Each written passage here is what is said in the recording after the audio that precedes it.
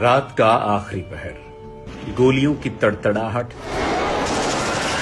ٹینکوں کی گھنگرج اور سڑکوں میں نعرے لگاتے جوان بوڑھے اور بچے۔ یہ ترکی میں 15 جولائی 2016 کے مناظر ہیں۔ اس ایک رات میں کیا کچھ نہیں تھا۔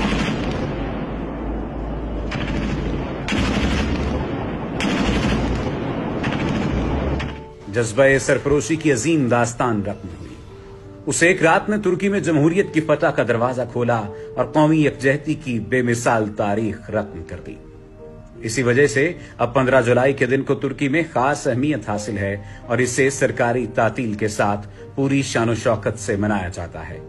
آئیے آپ کو اس تاریخی رات میں رونما ہونے والے واقعات سے آگاہ کرتے ہیں۔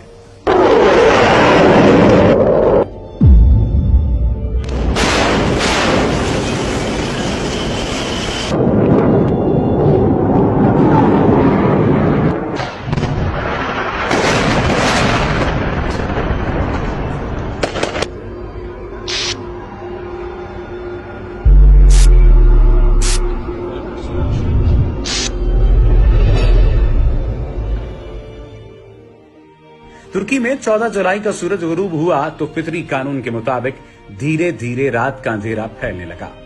یہ بظاہر روز کا معمول تھا، مگر آج کچھ خاص بھی تھا۔ رات کی تاریکی میں اضافہ ہوا تو کالے فوجی بوٹ اپنی بیرکوں سے نکلنے لگے اور ظلمت کے محیب سائے پارلیمنٹ ہاؤس کی طرف بڑھنے لگے۔ ترکی کے روشن مستقبل کو گہنانے کی سازش شروع ہو چکی تھی۔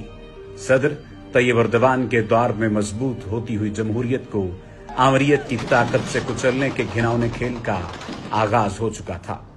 ایوان صدر، پارلیمنٹ ہاؤس اور ٹی وی اسٹیشن کی عمارتوں کو فوج اپنے گھیرے میں لے چکی تھی۔ فضا میں ہیلی کاپٹر اور سڑکوں پر ٹینک دوڑنے لگے تھے۔ صدر طیب اردوان ملک سے باہر تھے اور اپنے وطن کی طرف عازم سفر۔ انہیں صورتحال کی سنگینی کا اندازہ ہوا تو انہوں نے امریکی نیوز چینل کی براہ راست نشریات کے ذریعے اپنی قوم کو خطرے سے آگاہ کرنا شروع کر دیا۔ صدر طیب اردوان اپنی قوم کو خبردار کر رہے تھے، انہیں بیدار کر رہے تھے۔ انہوں نے ملک کے جمہوری مستقبل کو بچانے کے لیے عوام سے سڑکوں پر نکل آنے کی اپیل کر دی۔ اور پھر چشم فلک نے 21ویں صدی کے ماڈرن جمہوری دور کا حیرت انگیز منظر دیکھا۔ ہزاروں کی تعداد میں عوام رات کے آخری پہر اپنے محبوب صدر کی پکار پر دیوانہ وار سڑکوں پر نکل آئے۔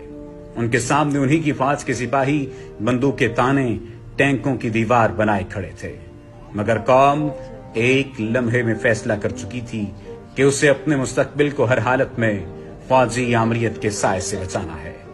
اہم بات یہ ہے کہ یہ رات ترکی میں جمہوری یکجہتی کے شاندار مظاہرے کی رات تھی۔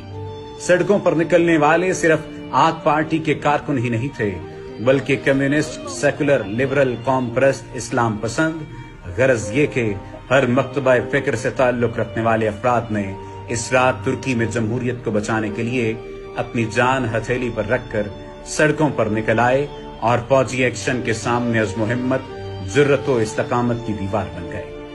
دل تھام کر دیکھیے، عوام کو اپنے مذموم مقاصد کی راہ میں رکاوٹ بنتے دیکھا تو فوجی ٹینک بفر گئے اور اپنے ہی عوام کے اوپر چل دوڑے۔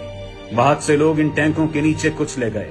گن شپ ہیلی کاپٹروں سے نہتے عوام کو منتصر کرنے کے لیے فائرنگ کی گئی۔